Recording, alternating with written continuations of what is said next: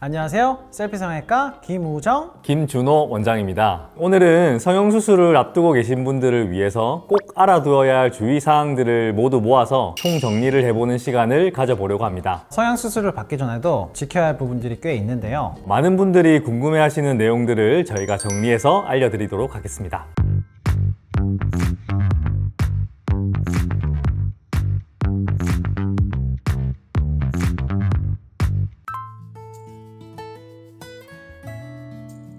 간혹 수술 전에 왜 밥 먹으면 안 되나요? 물이나 음료수도 마시면 안 되나요? 하고 물어보시는 분들이 자주 있으신 것 같아요. 금식이 꼭 필요한 이유를 말씀드려보면 음식물이 위에서 잔류하는 시간이 약 4시간에서 8시간 정도 있게 돼요. 전신 마취의 경우에는 약 8시간, 수면 마취의 경우에는 약 6시간 정도 금식을 하게 됩니다. 음식물이 위에 그대로 있는 상태에서 마취를 하고 수술을 진행하게 되면 수술 중간에 구토가 일어날 수 있어요. 이 경우에는 음식물이 기도를 막거나 폐로 들어갈 수 있는 이런 위험한 상황이 초래될 수 있습니다. 같은 이유로 물도 마시면 안 되는데요. 커피나 주스도 당연히 안 됩니다. 간혹 껌을 씹는 분들도 계시는데 이 껌도 안 돼요. 다만 꼭 드셔야 하는 약이 있다면 수술을 담당하는 의사와 상의 후 소량의 물로 복용을 할 수 있어요. 예를 들어 혈압약 같은 경우에는 드시는 것이 좋습니다. 혈압 조절이 되지 않으면 수술을 하기 힘들 정도로 출혈이 심해질 수도 있기 때문이에요.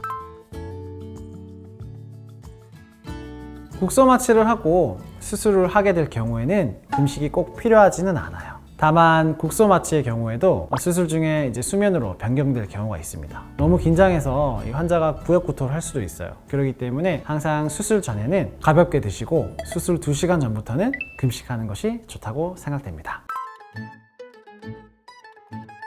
네, 끊어주시는 것이 좋습니다. 흡연을 하게 되면 니코틴이 혈관을 수축시켜서 산소 공급을 방해하는데요. 이렇게 되면 상처 회복이 늦어질 수가 있습니다. 그리고 술은 혈소판의 기능을 저하시켜서 출혈 위험을 크게 만드는데요. 지혈이 필요한 수술에서는 더 조심하셔야 합니다. 따라서 최소 수술 일주일 전부터는 담배를 끊어주시는 것이 좋고 3일 전부터는 술도 드시지 않는 것이 좋습니다. 수술 이후에도 4주간은 계속 금연, 금주를 유지해 주시는 것이 좋습니다. 빠른 회복을 위해서는 수술 부위에 끊어졌던 이런 혈관들이 다시 생성이 되고 혈액의 흐름이 원활하게 좋아지는 것이 매우 중요한데요. 따라서 금연과 수술 후 회복에 있어서 꼭 필수라는 사실을 알아주셨으면 좋겠습니다.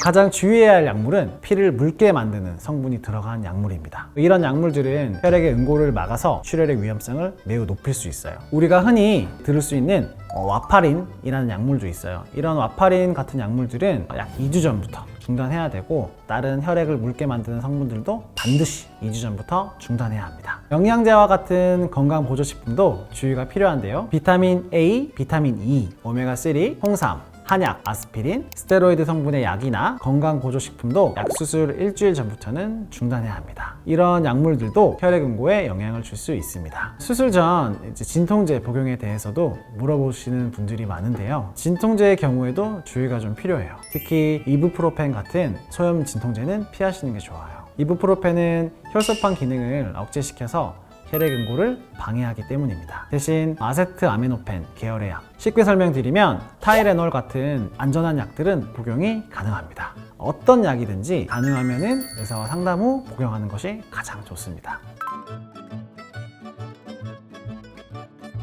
수술 당일에는 렌즈나 화장품, 매니큐어, 액세서리 모두 제거하고 오셔야 합니다. 그 이유는 수면 마취를 하게 될 경우에 환자분이 숨을 잘 쉬고 있는지를 확인하기 위해서 산소 포화도 장치를 손톱이나 발톱에 측정하기 때문인데요. 이것은 환자분의 안전과 직결된 내용이기 때문에 반드시 꼭 지켜주셔야 합니다. 전부 제거가 어려우시다면 손가락 하나, 발가락 하나 정도는 완전히 지우고 오시는 것이 가장 좋습니다. 간혹 투명 젤이나 손톱이 장식들도 물어보시는데요. 마찬가지로 산소 포화도 측정기 인식에 방해가 됩니다. 따라서 손가락 하나, 발가락 하나 정도는 완전히 지우고 오셔야 된다는 점은 다시 한번 꼭 강조드리겠습니다. 또한 옷은 수술 때에는 환자복으로 갈아입기 때문에 후드티나 목이 좁은 티셔츠를 입고 오신다면 환복할 때 힘들 수가 있고요. 따라서 목이 좀 넓은 티셔츠라든지 지퍼가 있는 후드티 등을 입고 병원에 내원해 주시는 것이 좋습니다.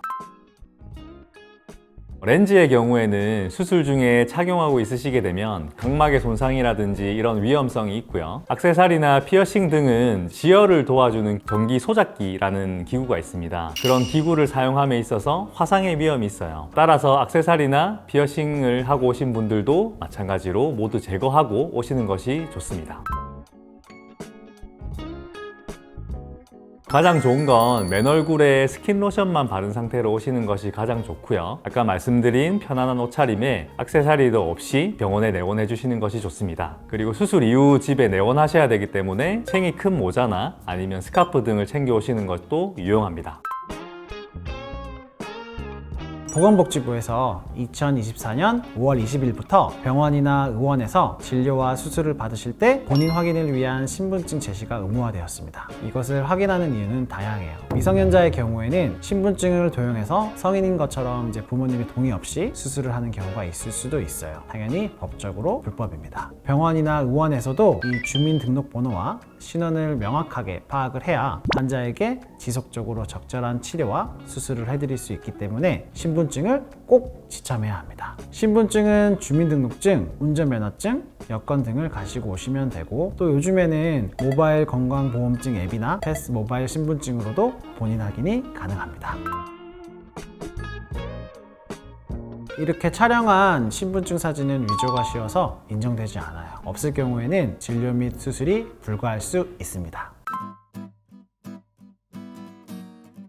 수술 전날 가장 중요하다고 생각하는 부분은 환자분께서 충분히 휴식을 취하시는 겁니다. 긴장이 되시더라도 숙면을 취하시는 게 좋고요. 긴장이 많이 된다면 의사와 협의하셔서 별도의 약을 처방받으신다든지 아니면 가벼운 스트레칭이나 명상을 해보는 것도 좋습니다. 그리고 또 중요한 부분 중에 하나인 수술 당일에 간혹 운전을 하려고 하시는 분들이 계시는데, 웬만하면 수술 당일에는 운전을 하지 않는 것이 좋습니다. 마취의 영향이 완전히 사라지기까지의 시간이 걸리기 때문에 꼭 보호자와 함께 병원에 내원하신다든지 대중교통을 이용해서 귀가하시는 것이 안전합니다. 또는 집이 너무 멀고 수술이 늦게 마치는 경우에는 미리 근처에 숙소를 잡아서 최대한 휴식을 취하시는 것도 좋은 방법입니다. 오늘 말씀드린 주의사항들은 모두 안전한 수술을 위해서 반드시 꼭 지켜주셔야 되는 사항입니다. 이러한 작은 노력 하나하나가 모여서 성공적인 결과를 낼 수 있으니까 환자분들께서는 꼭 집중해 주시고 지켜주셨으면 좋겠습니다. 여러분의 건강과 안전이 제일 중요합니다. 오늘 저희가 준비한 내용들이 여러분에게 도움이 됐으면 좋겠습니다. 더욱 유익한 정보는 저희 홈페이지나 저희 병원으로 내방해 주시면 감사하고, 이상으로 셀피성형외과 김우정, 김준호 원장이었습니다. 구독과 좋아요 부탁드립니다. 감사합니다.